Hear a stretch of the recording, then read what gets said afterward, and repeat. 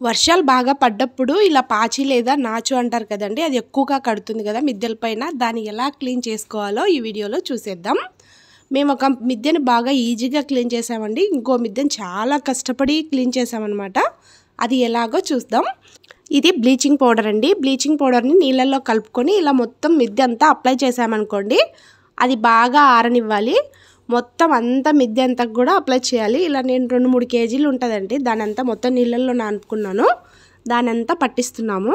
వేడి నీళ్ళల్లో బ్లీచింగ్ పౌడర్ని కలుపుకొని ఇలా పట్టించామనుకోండి, మరీ నీళ్ళగా కాకుండా ఈ విధంగా మొత్తం మిద్దెకంతా పట్టించాలండి.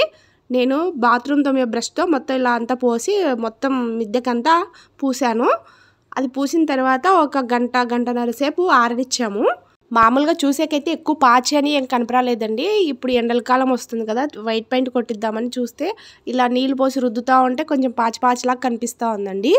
అందుకే ఇలా క్లీన్ చేస్తున్నాము. ఇంకా మామూలుగా సామాన్లు తోమే చోట కానీ బట్టలు ఉతికే చోట కానీ ఎక్కువగా పడుతుంది కదా పాచి, అలాంటి చోట ఇలా వేడి నీళ్ళల్లో బ్లీచింగ్ పౌడర్ కలుపుకొని మొత్తం అప్లై చేసి అది ఆరిన తర్వాత బ్రష్ చేసామంటే ఈజీగా వదులుతుందండి. ఇది చూడండి, మొత్తం అంతా అప్లై చేశాను. ఒక గంటన్నర సేపు వదిలేసాను అనమాట. ఆ తర్వాత మళ్ళీ ఆరిన తర్వాత కొన్ని నీళ్లు పోసుకుంటూ దాన్ని బ్రష్ చేయాలండి. నీట్గా ఒకవైపు నుంచి బ్రష్ చేసుకుంటూ రుద్దుకుంటూ రావాలి. ఇలా మొత్తం అంతా చూడండి ఒక గంటన్నర సేపు ఎండబెట్టాను అనమాట. ఆ తర్వాత ఇంకా బ్రష్ చేసాము. కొన్ని నీళ్లు పోసుకుంటూ రుద్దుకుంటూ వచ్చాము. మామూలుగా పరకతో అయితే రాదండి, టెంకాయ పుల్లల పరక అందు ఉంటుంది కదా, దాంతో అయితే ఇంత నీట్గా రాదు. ఇలాంటి బ్రష్లతో అయితే చాలా నీట్గా వస్తుందండి. ఇలా రుద్దుతూ ఉంటే మొత్తం పాచంతా పోతుంది. మేము ఈ మిద్దె మీద అయితే ఇంత ఈజీగా చేసుకున్నాము. ముందు రోజు ఇంకో మిద్దె క్లీన్ చేసామండి, అప్పటికి తెలియలేదన్నమాట ఇలా క్లీన్ చేయడం. మనం ఏదైనా పనిని మొదలు పెట్టామనుకోండి, అందులో నుంచి కొత్త విషయాలు మనకు కొన్ని అర్థమవుతాయి. నేను ఈ క్లీన్ చేసే ప్రాసెస్లో నాకు కూడా కొన్ని కొత్త విషయాలు అర్థమయ్యాయండి. ముందు రోజు చేసిన పనికి తర్వాత రోజు చేసిన పనికి చాలా తేడా ఉంది. ఫస్ట్ రోజు మేము 4-5 గంటలు ఇద్దరం కలిసి చాలా కష్టపడ్డామండి. తర్వాత రోజు 2-3 గంటలకి ఇది కొంచెం పెద్ద మిద్దె అయినా కూడా ఈజీగా క్లీన్ చేసుకోగలిగాము. ముందు రోజు తెలియలేదన్నమాట. బ్లీచింగ్ పౌడర్ కూడా పెద్ద కాస్ట్ కాదు కాబట్టి ఎంతైనా అప్లై చేసుకోవచ్చండి, పెద్ద ప్రాబ్లం ఏముండదు. దానివల్ల మిద్దెకి ఎలాంటి ఎఫెక్ట్ పడదు. అదే పొరపాటున ఎలాంటి యాసిడ్ అయినా అండి, ఎంత తక్కువ రేట్ యాసిడ్ అయినా కూడా ఉపయోగించొద్దు.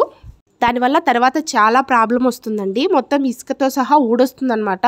అది మెల్లిమెల్లిగా ఇసుక అంతా మనం కసువు తోసినప్పుడల్లా పోతుంది. నేను ఇక్కడ ముందు రోజు చెప్పాను కదండి, ముందు రోజు కూడా క్లీన్ చేసామని. పై మిద్దె మీద కొంచెం ఎక్కువ పాచి ఉన్నిందండి.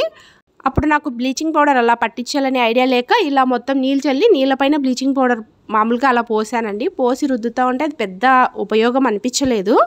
ఎంత రుద్దినా పెద్ద నీట్గా రాలేదండి. మళ్ళీ నెక్స్ట్ డే కూడా చేసామన్నమాట. 2 రోజులు చేసాం మేము మిద్దె మీద. ఇలా రుద్దుతుంటే పోవటం లేదని తక్కువ రేట్ యాసిడ్ అండి, 50 రూపాయల యాసిడ్ అనమాట. అది బాత్రూమ్ క్లీన్ చేసేది. ఒక మూటలో కొంచెం పోసి చూశాను. దానివల్ల దాంతోపాటు మొత్తం క్లీన్ అవుతుంది, కానీ దాంతోపాటు ఇసుక కూడా వస్తుంది.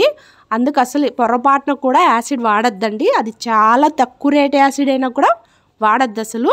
ఇసుక మెల్లిమెల్లిగా ఊడిపోతూ ఉన్నింది అనుకోండి, అక్కడ కొంచెం చిన్న గుంతల్లాగా పడుతుంది. అక్కడ మళ్ళా నీళ్ళందు నిలబడి ఇనుప కడ్డీలు ఉంటాయి కదా లోపల, అవి దెబ్బతినే అవకాశం ఉంటుంది. అందుకే పొరపాటున కూడా యాసిడ్ వాడద్దండి. ఎంత కష్టమైనా సరే ఇలా క్లీన్ చేసుకోండి. బ్లీచింగ్ పౌడర్ నీట్గా అప్లై చేసామంటే నీట్గా పోతుందండి పాచి.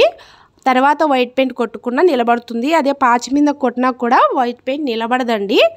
అందుకే మేము ఇలా మొత్తం క్లీన్ చేసుకుంటున్నాము. ఇలా పాచి పట్టడం వల్ల ఇంకో ప్రమాదం కూడా ఉందండి. పైన పాచి వల్ల నీళ్లు ఎక్కువ రోజులు తేమగా ఉంటుంది స్లాబు. అలా స్లాబ్ ఉందనుకోండి, లోపల ఉన్న పెయింట్ ఊడిపోతుందండి. మాది కొంచెం ఊడిపోతూ ఉంది. అందుకని చెప్పి ఈసారి కూల్ పెయింట్ కొట్టాలని ఇలా మొత్తం క్లీన్ చేస్తున్నాము. ఇలా క్లీన్ చేస్తే తప్ప వైట్ పెయింట్ కూడా నిలబడదండి. అది పాచి మళ్ళీ ఎప్పుడైనా నీళ్ళకి నానిందనుకోండి, పాచితో పాటు పెయింట్ కూడా ఊడిపోతుంది. అందుకు నీట్గా క్లీన్ చేసుకొని 1-2 సార్లు కాకుంటే 3 సార్లు అయినా కడుక్కున్నామనుకోండి, నీట్గా క్లీన్ అవుతుంది. మేము పైన అయితే ఇప్పటికి 2 సార్లు కడిగాను, కింద ఒకసారి క్లీన్గా వచ్చిందండి. మళ్ళీ వైట్ పెయింట్ కొట్టే ముందర ఒకరోజు మొత్తం క్లీన్ చేసుకొని కొడతాము. చూడండి ఇలా మొత్తం పోయింది, కానీ ఇక్కడ ఎక్కడన్నా కొంచెం నిలబడింది అనమాట క్లీన్ చేసిన తర్వాత. పైన మిద్దె మిందండి, ఇది చాలా ఎక్కువ ఉండింది. అయినా నీట్గానే క్లీన్ అయింది. ఇట్లా ఎక్కడన్నా ఒక్కొక్కటి చోటు ఉందన్నమాట. ఇంకోసారి పెయింట్ కొట్టే ముందర ఇంకోసారి క్లీన్ చేసామంటే నీట్గా వస్తుందండి. ఇది కింది మిద్దె అండి. ఇది దీనికి కూడా చాలా నీట్గా పోయింది. దీనికి ఎక్కువ పాచి లేదనమాట, అందుకు నీట్గా పోయిందండి. ఈ వీడియో కనుక మీకు ఏమాత్రం నచ్చినా ఒక లైక్ చేయండి. Thank you for watching.